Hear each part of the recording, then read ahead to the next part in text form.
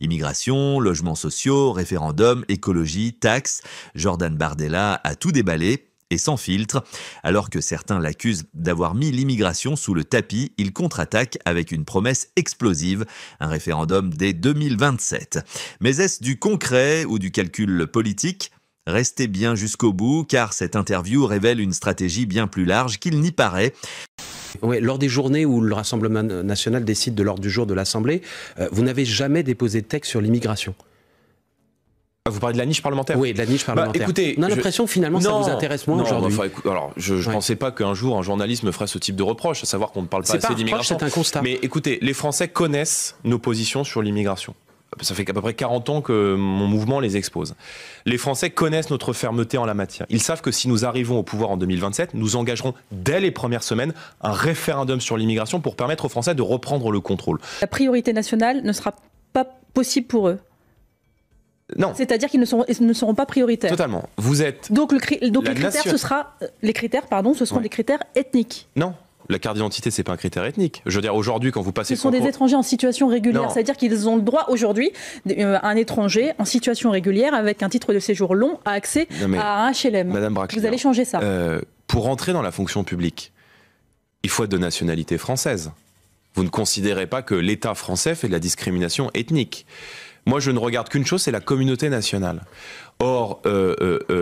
s'est installé aujourd'hui, notamment en matière de logement HLM, une préférence étrangère. Un tiers des immigrés qui sont présents sur le sol français occupent des logements sociaux. C'est un chiffre qui a été donné par l'INSEE. Attribués sur des critères sociaux et donc de revenus. Donc, exactement. Sauf que la France n'est pas un guichet social, pardon de le dire. Mais il y a des centaines, des dizaines de milliers de familles françaises qui sont sur les listes d'attente et qui n'arrivent pas à bénéficier d'un logement social. Donc moi, à la question initiale, vous ferez déménager certaines familles Non, je sortirai personne, je ferai déménager personne. Mais dans les nouvelles attributions qui seront données, nous ferons voter une loi que nous ferons passer dans ce référendum sur l'immigration, puisque vous savez qu'on souhaite soumettre un projet de loi à référendum dans les premières semaines de notre élection. Nous instaurons la priorité nationale et nous dirons, en France, le peuple français doit avoir la priorité chez lui. Ça ne veut pas dire qu'on est fermé. Ça veut dire qu'on accueillera pas en les France, personnes en situation régulière. Ça veut dire les étrangers ça veut dire qu'on accueillera en France. D'abord, le nombre de titres de séjour qui seront donnés de manière régulière et de manière légale sera considérablement restreint et nous choisirons peut-être les secteurs économiques dans lesquels nous en avons besoin et nous choisirons par exemple des étudiants. Juste la France... Les étrangers en situation régulière ne pourront pas avoir accès au logement. Il y aura une priorité en tout cas dans les nouveaux, c'est très clair, je veux dire, là vous me posez une question claire, je vous réponds très clair.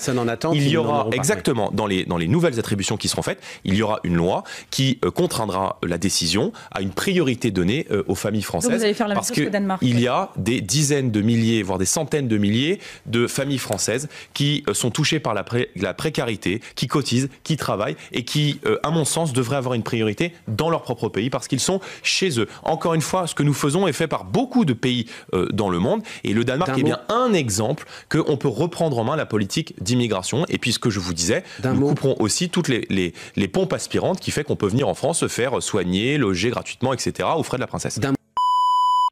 L'objectif de réduire les émissions de gaz à effet de serre, évidemment, je pense que la question environnementale et au-delà la question du climat dont l'urgence est pointée dans tous les rapports du GIEC est très certainement le défi de notre génération, le défi qui est devant nous. Maintenant, je trouve qu'il y a beaucoup de contradictions. C'est-à-dire que d'aller créer une taxe sur les revenus très importants, enfin en tout cas modérément importants, au-dessus de 4 000 euros. La volonté en plus d'aller taxer... Pardon, elle vient d'où cette taxe sur les... Bon, c'est dans le rapport de M. Pisani. Ah oui, c'est le rapport de Jean Pisani, l'économiste qui n'a pas du tout été économiques. Non, mais on sait qu'une grande partie des travaux d'Elisabeth Borne s'appuie sur ce rapport-là. La volonté, idem, d'aller taxer les investissements dans les assurances-vie alors qu'on demande 60 milliards d'euros d'investissements supplémentaires dans les entreprises. Paraît comme des contradictions. Le problème aujourd'hui des émissions de gaz à effet de serre, c'est d'abord et avant tout le problème de notre modèle économique. Le Haut Conseil pour le climat nous rappelle que la moitié de nos émissions de gaz à effet de serre est liée à nos importations. Donc on peut démultiplier les mesures d'infrastructure et il faut le faire, notamment en matière de rénovation thermique, qui est aussi un moyen de rendre du pouvoir d'achat aux Français. Mais tant qu'on ne remet pas en cause ce modèle économique qui est basé sur le grand déménagement du monde et qui vise à les faire fabriquer très très loin des produits, pour les rapatrier sur le sol français, pour ensuite aller les recycler en Afrique m'apparaît catastrophique pour la planète. La solution au niveau européen avec la taxe carbone, la solution, mais qui s'applique, enfin, on pourra rentrer dans le détail, mais ce que nous défendons nous, c'est le patriotisme économique, c'est-à-dire la possibilité de pouvoir consommer, produire et retraiter au plus près des lieux de consommation. On sait que ça ne pourra pas se faire sur tout, mais si on veut se donner l'ambition de réduire les émissions de gaz à effet de serre de notre pays et d'une manière plus générale à l'échelle de l'Europe, il faut s'engager sur la relocalisation et sur le développement d'une industrie verte, et ça passe impérativement par le patriotisme économique. Hors de question pour vous de taxer le patrimoine des 10% des Français les plus riches, comme le suggère Jean Pisani-Ferry, le problème, le patrimoine financier. Le problème, c'est un problème évidemment français, c'est-à-dire qu'à chaque fois qu'on a un problème en France, on invente une taxe.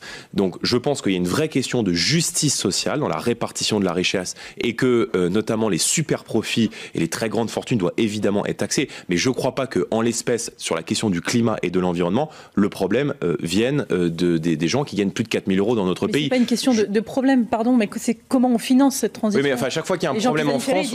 Taxons les 10% les plus riches, le patrimoine financier des 10% les plus riches. C'est pas ceux qui gagnent forcément 4 000 euros. Non, mais il n'y a plus de classe moyenne. Donc, si vous voulez, si à 4 000 euros, on est une classe moyenne sup, on est un cadre sup. Si en plus, on veut en finir totalement avec la classe moyenne sup et que on aille vers cette société des extrêmes, c'est-à-dire avec simplement des très pauvres, avec des gens qui ne sont malheureusement pas assez riches pour rentrer dans les avantages fiscaux du gouvernement et au-dessus des critères de minima sociaux, et des gens qui gagnent très bien dans notre pays, eh bien on va vers la bipolarisation de notre société. Donc je crois pas que à chaque trop d'impôts aujourd'hui en France. Non, je pense que la classe moyenne, celle qui riches, travaille, 10%, non, moi dans la classe moyenne là. Oui, enfin, je pense que à 4 000 euros, on a un cadre sup, c'est-à-dire qu'on a un cadre sup. Le problème aujourd'hui, c'est que c'est vous qui donnez ce chiffre, hein, c'est pas celui de Jean Pisani-Ferry. Si. C'est les revenus qui sont... si, les 10% les plus riches, c'est au-dessus de 4 000 euros. C'est au-dessus de 3 500, 4 000 euros. Il faudra vérifier, mais vous êtes dans ces eaux-là. Ce que je dis juste, c'est qu'on ne peut pas à chaque fois en France créer une taxe à chaque fois qu'on a un problème. On est un des pays dont les taux de prélèvement obligatoires sont les plus hauts. Et aujourd'hui, c'est la classe moyenne, les Français qui se lèvent tôt, les Français qui bossent, qui supportent l'intégralité des efforts de notre société. Donc ça n'est plus possible. Et je pense qu'en l'état actuel des choses, le vrai sujet, c'est d'arrêter la multiplication des accords de libre-échange pour engager la relocalisation, la réindustrialisation et protéger notre économie, notamment en vue de la transition énergétique, par le patriotisme économique. Et puis, je veux dire, c'est bien beau aujourd'hui de venir expliquer, comme le fait Madame Borne, qu'il faut la transition énergétique, mais quand on a mené une politique qui a fait la guerre au nucléaire pendant des années, quand on a assumé, revendiqué fièrement la fermeture de Fessenheim, qu'on a fait 0 € d'investissement supplémentaire dans le nucléaire entre 2017 et 2022, les éoliennes, par exemple. Oui, et donc donc ça fait partie de la transition, oui. Ouais, enfin, vous savez que les éoliennes, elles ne tournent à plein régime qu'un quart du temps, que l'énergie ne se stocke pas, que ça crée une pollution visuelle sur un certain nombre de territoires et que ça crée des nuisances. Je veux dire, allez discuter avec des agriculteurs ou avec des gens qui habitent à côté des éoliennes, ils vous disent, s'agissant des agriculteurs, que ça perturbe la vie de leur activité, et s'agissant des habitants, que en l'état actuel des choses, ça fait baisser de 10 à 20% le prix du foncier, parce que ces grands blocs de béton qu'on coule sur terre, ça n'est pas une solution qui est à mon avis durable. La France avait fait sa transition énergétique, c'était le nucléaire. Du général de Gaulle au président Sarkozy, il y avait un consensus pour dire le nucléaire, c'est un atout pour la compétitivité des entreprises, pour le pouvoir d'achat des Français et pour notre souveraineté, notre indépendance et notamment énergétique. Il y a une relance du nucléaire. Et Mme Borne a fait fermer Fessenheim, je me permets de le rappeler. Jordan Bardella, est-ce que le RN a prévu de voter pour la proposition de loi Lyotte qui vise à abroger la réforme des retraites? Oui, le Rassemblement national votera en faveur de cette proposition de loi. Nos députés seront présents et mobilisés comme ils l'ont été d'ailleurs depuis le début de ce débat sur la réforme des retraites à l'Assemblée nationale. Moi, j'entends aujourd'hui beaucoup de députés de La République En Marche et de ministres d'ailleurs qu'on lit dans les tribunes de vos confrères indiquer qu'ils souhaitent faire de l'obstruction parlementaire et souhaitent rallonger le plus longtemps possible les temps des débats pour faire en sorte que cette proposition de loi qui vise en quelque sorte à censurer la réforme des retraites, pourrait aller au bout. Donc il faut faire respecter la volonté du peuple français. Or, en l'état actuel des choses, si on en est encore aujourd'hui à se prononcer sur un texte, c'est que l'Assemblée nationale n'a pas pu voter jusqu'à présent sur cette réforme des retraites. Et si le président de la République était allé au vote, probablement que cette réforme ne serait pas allée au bout. Ça signifie que vous souhaitez que la contestation se poursuive, y compris dans la rue ? parallèlement à ce qui va se passer à l'Assemblée nationale? Écoutez, le mouvement social s'organise librement. Moi, je dis aux Français, vous êtes en colère, vous avez raison de l'être. Vous êtes opposé à cette réforme des retraites, vous avez raison de l'être. Mais le plus grand des contre-pouvoirs, c'est le bulletin de vote. Dans un an, jour pour jour, il y a des élections européennes. On sait que la Commission européenne est en très grande partie responsable de ces recommandations qui sont faites à la France, notamment sur la réforme des retraites, sur la baisse des moyens dans les services publics. C'est une recommandation, mais pas une obligation. Oui, c'est très fortement recommandé en l'état actuel des choses. Et qu'à plus long terme, eh bien, il y a des élections législatives présidentielles et que si le Rassemblement national arrive à la tête de l'État dans 4 ans, nous garantirons un départ à 60 ans et 40 annuités pour ceux qui ont commencé à travailler entre 17 et 20 ans, parce que ce sont les métiers les plus difficiles. Et cette France qui commence à travailler très tôt, elle a le droit de partir beaucoup plus tôt. Et le RN ne changera plus de position sur les retraites comme ça a été le cas dans le passé. Ça ne bougera plus d'ici à la prochaine élection présidentielle. Si nous avons bougé... C'était 60 ans pour tout le monde, maintenant c'est 61, 62. Si nous avons bougé entre 2000... Ça ne pourrait pas changer, ça ne pourrait pas être 62 ou 63. Mais attendez, soyons très clairs. Pourquoi est-ce que notre position évolue entre 2017 et 2022 ? Parce qu'on est pragmatique et que la situation économique du pays, je veux dire, quand vous faites votre budget prévisionnel à l'approche d'une élection présidentielle en vue de gouverner la France, eh bien, vous vous adaptez aussi à la situation économique. Donc, si la situation change d'ici à 2027, vous pouvez encore évoluer sur les retraites. Il se trouve qu'entre 2007 et 2022, Emmanuel Macron a fait 600 milliards d'euros de dette. Donc, nous en avons tenu compte dans notre projet. Ce qui est important, c'est que ceux qui commencent à travailler tôt puissent partir tôt. Et en la matière, nous garantirons un départ à 60 ans et 40 annuités pour tous ceux qui ont commencé à travailler entre 17 et 20 ans parce qu'ils font les métiers les plus difficiles et que, par définition, ils doivent pouvoir partir plus tôt. Au-delà, je veux dire, c'est normal que vous puissiez travailler un peu plus longtemps. Je veux dire, quand on commence à travailler à 24 ou 25 ans, c'est que par définition, on a un métier qui est moins pénible. Et donc, là, par définition, vous pouvez travailler un peu plus longtemps. On retrouve la réforme d'Emmanuel Macron, à savoir un départ entre 62 et 67 ans et avec une durée de cotisation à 42 ans. Non, pas du tout. Tout le monde y gagnait. On était les mieux disants sur la réforme des retraites lors de l'élection présidentielle. Absolument tout le monde y gagnait. Maintenant, quand vous commencez à travailler à 24 ou 25 ans, eh bien, vous partirez avec 42 annuités et un départ à l'âge légal de 62 ans. Donc, ce qui ferait au bas mot 66 ou 67 ans. Mais ça nous amène jusqu'à 65 ans. Oui, mais quand vous commencez à travailler, je veux dire, quand on fait un métier qui n'est pas pénible, quand on travaille dans des bureaux qui sont chauffés durant l'hiver et qui sont climatisés. Vous tenez le même discours que le gouvernement, là. Non, je ne tiens pas le même discours que le gouvernement. Sur les carrières longues, on privilégie le départ anticipé et pour le reste, c'est un départ à 65 ans. Non, pas du tout. Non, je ne dis pas la même chose que le gouvernement. 17 et 20 ans, vous partez à 40 ans et 60 annuités. C'est pas du tout ce que propose le gouvernement, c'est 62 en la matière. Également du délit de séjour irrégulier, je vous vois sourire, tout est bon là-dedans pour vous? C'est-à-dire qu'ils peuvent prendre leur carte au Rassemblement national, hein. Franchement, copier-coller presque pas mal, un peu low cost et probablement avec la sincérité en moins et juridiquement moins bon, parce qu'ils font fi dedans de la priorité nationale, c'est-à-dire de la priorité que nous souhaitons donner aux familles françaises dans l'octroi des logements sociaux, de l'emploi et notamment des allocations familiales. Ils font fi du rétablissement de la double peine qu'ils ont eux-mêmes supprimée, qui devrait nous permettre d'expulser les délinquants et criminels étrangers. Mais la question, c'est qui croit encore aujourd'hui dans la sincérité de l'état-major de LR ? Parce qu'ils avaient l'occasion de faire tomber le gouvernement en votant la motion de censure, ils ne l'ont pas fait. Ils avaient l'opportunité de voter pour la réforme des retraites, de voter à la présidentielle, de soutenir au second tour Marine Le Pen qui présentait mot pour mot ce que proposent les LR aujourd'hui, que nous proposions pendant la présidentielle et contre lequel, pendant toute la campagne présidentielle, ils nous ont dit que c'était pas crédible, irréalisable. Pourquoi est-ce qu'ils ont fait voter Emmanuel Macron au second tour de l'élection présidentielle ? Donc ça pose la question de la sincérité. Vous voterez pour ces lois lorsqu'elles seront examinées. Vos députés les voteront. D'abord, il faudrait qu'elles passent à l'Assemblée nationale. Mais vous les voterez. La question que moi, je poserais plutôt la question dans le sens inverse. Je veux dire, qui croit que les Républicains peuvent accéder au pouvoir dans 4 ans ? Personne. Le Rassemblement national a de très grandes chances d'emporter la prochaine élection présidentielle. C'est un fait. Donc, si nous arrivons à la tête de l'État, nous engagerons des mesures fermes pour reprendre le contrôle de l'immigration. La question, c'est est-ce que les députés intéresse un peu moins en ce moment, Jordan Bardella. Je prends un exemple. Est-ce que les députés vont la voter ? Oui, lors des journées où le Rassemblement national décide de l'ordre du jour de l'Assemblée, vous n'avez jamais déposé de texte sur l'immigration. Vous parlez de la niche parlementaire ? Oui, de la niche parlementaire. Écoutez, on a l'impression finalement ça vous intéresse moins aujourd'hui. Alors, je ne pensais pas qu'un jour un journaliste me ferait ce type de reproche, à savoir qu'on ne parle pas assez d'immigration. C'est un constat. Mais écoutez, les Français connaissent nos positions sur l'immigration. Ça fait à peu près 40 ans que mon mouvement les expose. Les Français connaissent notre fermeté en la matière. Ils savent que si nous arrivons au pouvoir en 2027, nous engagerons dès les premières semaines un référendum sur l'immigration pour permettre aux Français de reprendre le contrôle.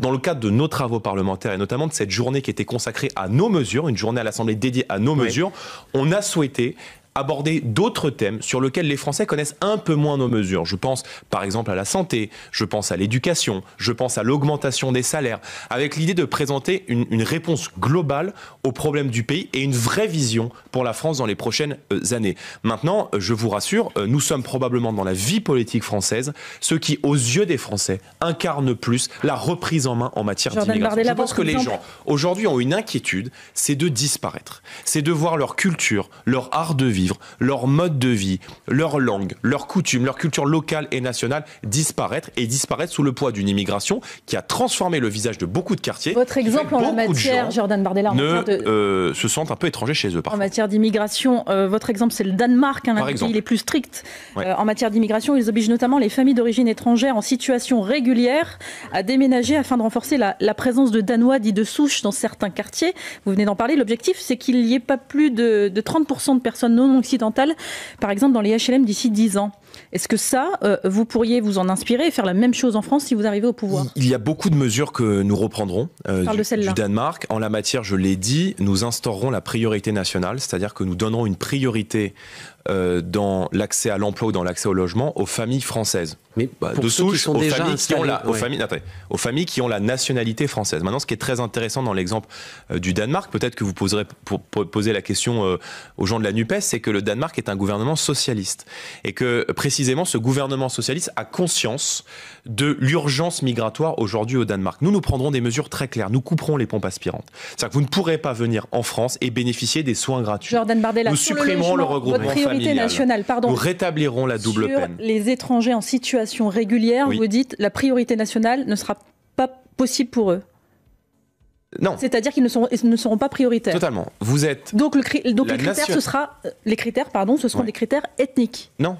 La carte d'identité, c'est pas un critère ethnique. Je veux dire, aujourd'hui, quand vous passez... Ce sont des étrangers en situation régulière. C'est-à-dire qu'ils ont le droit, aujourd'hui, un étranger en situation régulière, avec un titre de séjour long, à accès à un HLM. Madame Braclier, vous allez changer ça. Pour entrer dans la fonction publique, il faut être de nationalité française. Vous ne considérez pas que l'État français fait de la discrimination ethnique. Moi, je ne regarde qu'une chose, c'est la communauté nationale. Or... s'est installé aujourd'hui, notamment en matière de logement HLM, une préférence étrangère. Un tiers des immigrés qui sont présents sur le sol français occupent des logements sociaux. C'est un chiffre qui a été donné par l'INSEE. Attribués sur des critères sociaux et donc de revenus. Donc, exactement. Sauf que la France n'est pas un guichet social, pardon de le dire. Mais il y a des centaines, des dizaines de milliers de familles françaises qui sont sur les listes d'attente et qui n'arrivent pas à bénéficier d'un logement social. Donc moi, à la question initiale, vous ferez déménager certaines familles? Non, je sortirai personne, je ferai déménager personne. Mais dans les nouvelles attributions qui seront données, nous ferons voter une loi que nous ferons passer dans ce référendum sur l'immigration, puisque vous savez qu'on souhaite soumettre un projet de loi à référendum dans les premières semaines de notre élection. Nous instaurons la priorité nationale et nous dirons, en France, le peuple français doit avoir la priorité chez lui. Ça ne veut pas dire qu'on est fermé. Ça veut dire qu'on n'accueillera pas en les France, personnes en situation régulière. Ça veut dire les étrangers ça veut dire qu'on accueillera en France. D'abord, le nombre de titres de séjour qui seront donnés de manière régulière et de manière légale sera considérablement restreint et nous choisirons peut-être les secteurs économiques dans lesquels nous en avons besoin et nous choisirons par exemple des étudiants. Juste la France... Les étrangers en situation régulière ne pourront pas avoir accès au logement. Il y aura une priorité en tout cas dans les nouveaux, c'est très clair, je veux dire, là vous me posez une question claire, je réponds très clair. Il y aura exactement dans les nouvelles attributions qui seront faites, il y aura une loi qui contraindra la décision à une priorité donnée aux familles françaises. Donc vous allez faire la même chose que Danemark. Il y a des dizaines de milliers, voire des centaines de milliers de familles françaises qui sont touchées par la précarité, qui cotisent, qui travaillent et qui, à mon sens, devraient avoir une priorité dans leur propre pays parce qu'ils sont chez eux. Encore une fois, ce que nous faisons est fait par beaucoup de pays dans le monde. Et le Danemark est bien un exemple qu'on peut reprendre en main la politique d'immigration. Et puis ce que je vous disais, nous couperons aussi toutes les pompes aspirantes qui fait qu'on peut venir en France se faire soigner, loger gratuitement, etc. aux frais de la princesse. D'un mot, Jordan Bardella, est-ce que vous avez été choqué par l'initiative du ministère de l'Intérieur qui a demandé à certaines académies de compter le nombre d'élèves absents à l'occasion de l'Aïd, la fête de fin du Ramadan, c'était il y a quelques semaines? Choqué, je vois pas ce que ça apporte. C'est-à-dire que moi, vous savez, j'étais scolarisé en Seine-Saint-Denis. Et effectivement, le jour du Ramadan et le jour de l'Aïd, il n'y avait pas grand monde. Bon. Et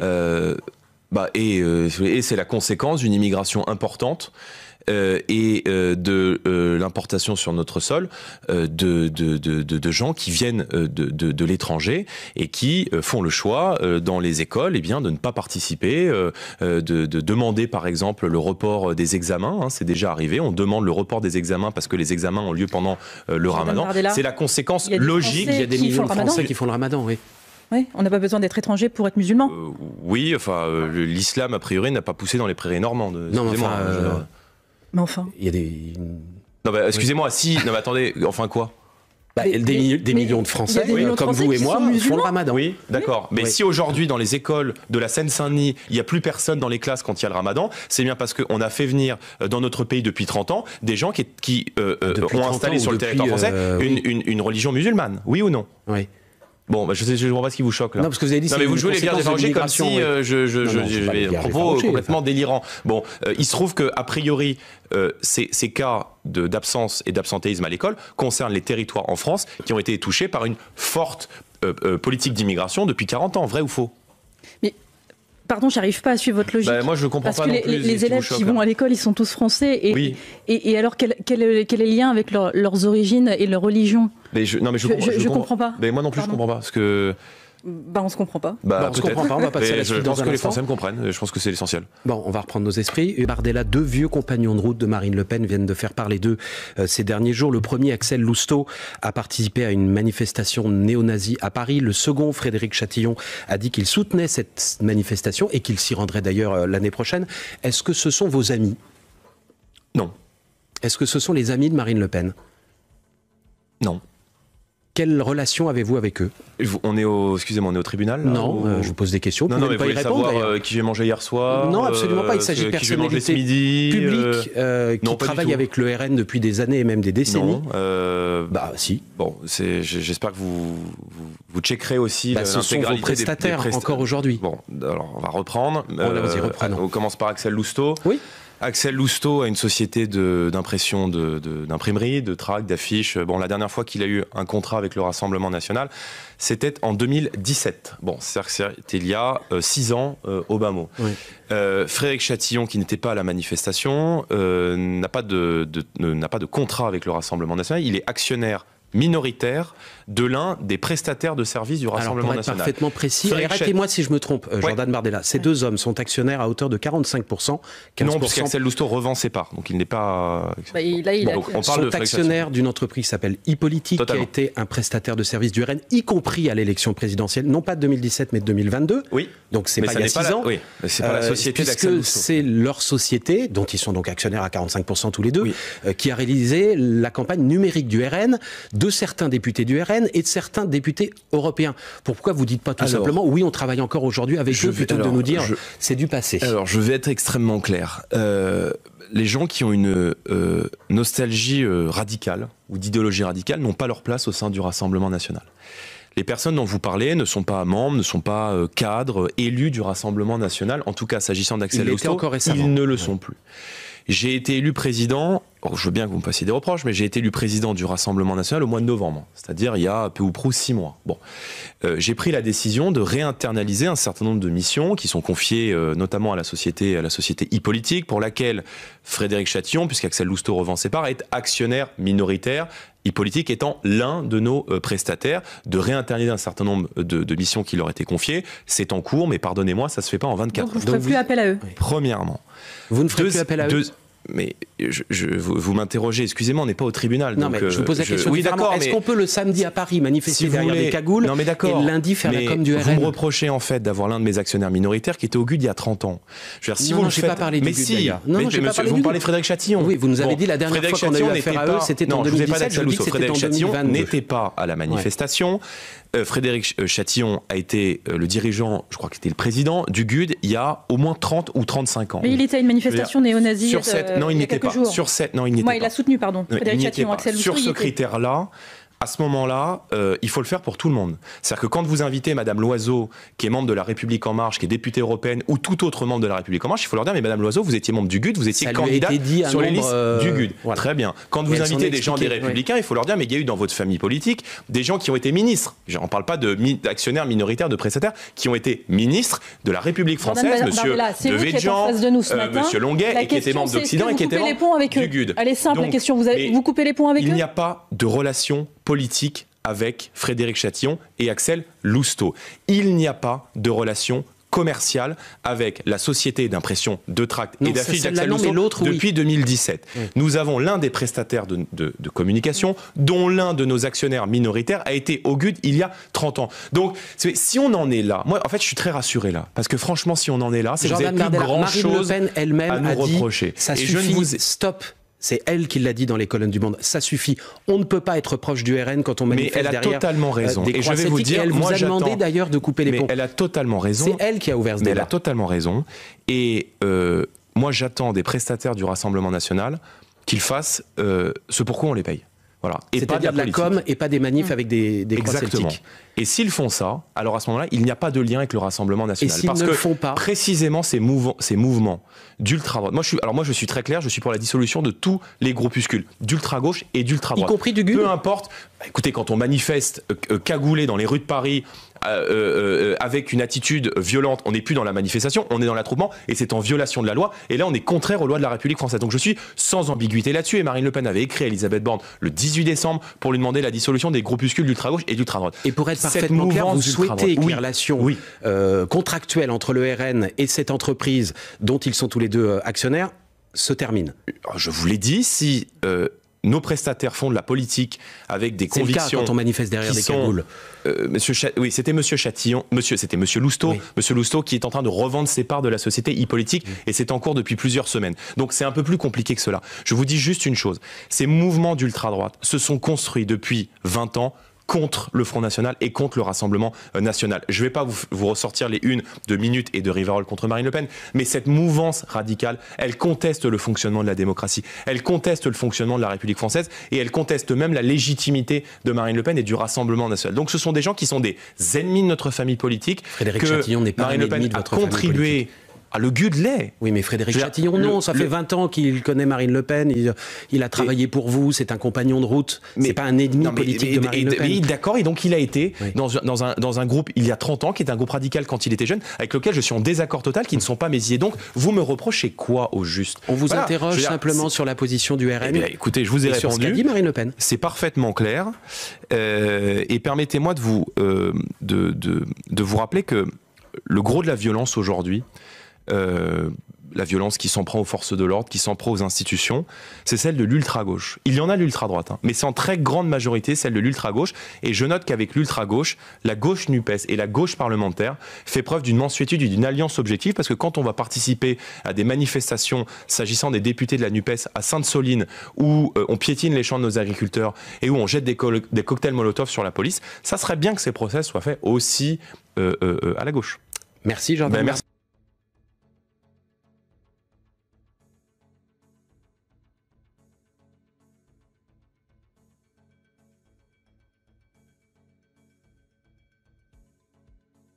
Immigration, écologie, impôts, logement, Bardella trace sa route vers 2027. Mais à quel prix? Est-ce le début d'un tournant populiste assumé ou une opération séduction calibrée? Et vous, qu'en pensez-vous?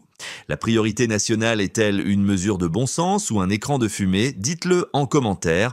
Abonnez-vous si vous voulez d'autres décryptages politiques sans langue de bois. Et surtout, pensez à liker si cette vidéo vous a fait réfléchir. À très vite.